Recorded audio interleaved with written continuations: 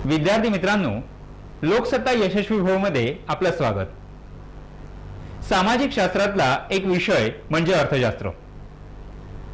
सध्या हा विषय जरी लहान असला तरी सुद्धा अर्थशास्त्र हा तुमच्या आमच्या दैनंदिन जीवनाला स्पर्श करणारा विषय आहे। याच अर्थशास्त्रातल्या आर्थिक विकास, भाववाढ, ग्राहक संरक्षण, सार्वजनिक वितरण प्रणाली, नवीन आर्थिक धोरण या सगळ्या घटकांचा आतापर्यंत विचार केलेला आहे।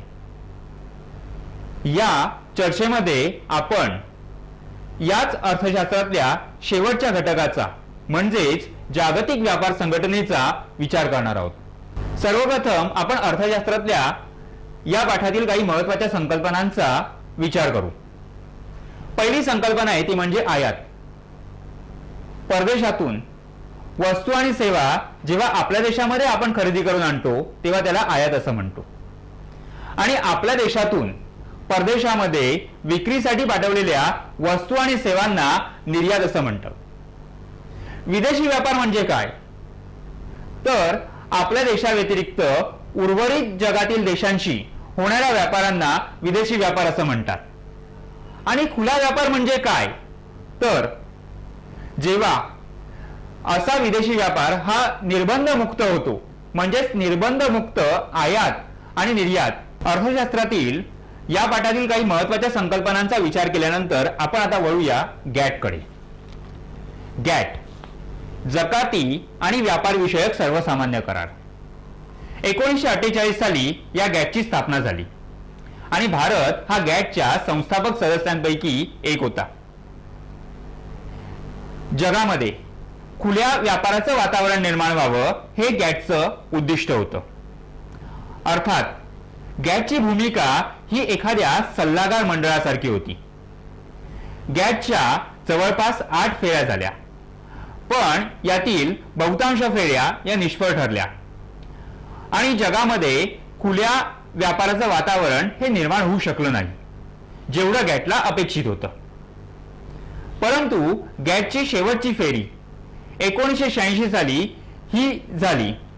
ही फेरी ही उरुग्वे फेरी म्हणून ओळखली जाते आणि याच फेरीमध्ये जागतिक व्यापार संघटना ही तिच्या कायदेशीर अस्तित्वासह स्थापन झाली।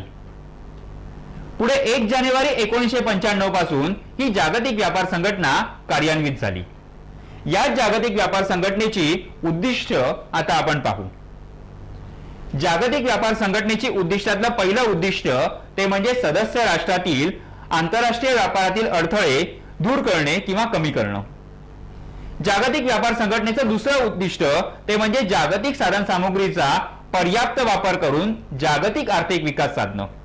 जागतिक व्यापार संघटनेचं तिसरं उद्दिष्ट म्हणजे विकसनशील देशांच्या विकास प्रयत्नांना सहाय्य करून त्यांचा व्यापारातील वाटा वाढवणं। सदस्य राष्ट्रांच्या दरम्यान भेदरहित धोरणाचा अवलंब करणं हे जागतिक व्यापार संघटनेचं चौथं उद्दिष्ट। आणि जागतिक व्यापार संघटनेचं शेवटचं उद्दिष्ट ते म्हणजे सदस्य राष्ट्रांमध्ये वाद निर्माण झाल्यास एक तक्रार निवारण यंत्रणा म्हणून कार्य करणं। आता यानंतर आपण वळणार आहोत ते म्हणजे जागतिक व्यापार संघटनेच्या कार्याकडे। जागतिक व्यापार संघटनेचं पहिलं कार्य ते म्हणजे बहुराष्ट्रीय व्यापार करारांबाबत सदस्य राष्ट्रांना मार्गदर्शन करणं। जागतिक व्यापार संघटनेचं दुसरं कार्य ते म्हणजे जागतिक व्यापार संघटनेने मान्य केलेले नियम आणि ठरवून दिलेल्या प्रणालीच्या अधीन राहून तक्रार निवारणाची प्रकरणं हाताळणं। जागतिक व्यापार संघटनेचं तिसरं कार्य ते म्हणजे सदस्य राष्ट्रांच्या व्यापार धोरणांची नियमितपणे चिकित्सा करणं।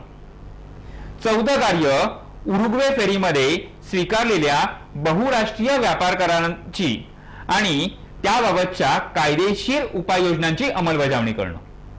आणि जागतिक व्यापार संघटनेचं शेवटचं कार्य ते म्हणजे जागतिक धोरण ठरवण्याच्या प्रक्रियेमध्ये सहभागी होणं आणि आवश्यकता भासल्यास आंतरराष्ट्रीय चलन निधी आणि जागतिक बँकेची मदत घेणं।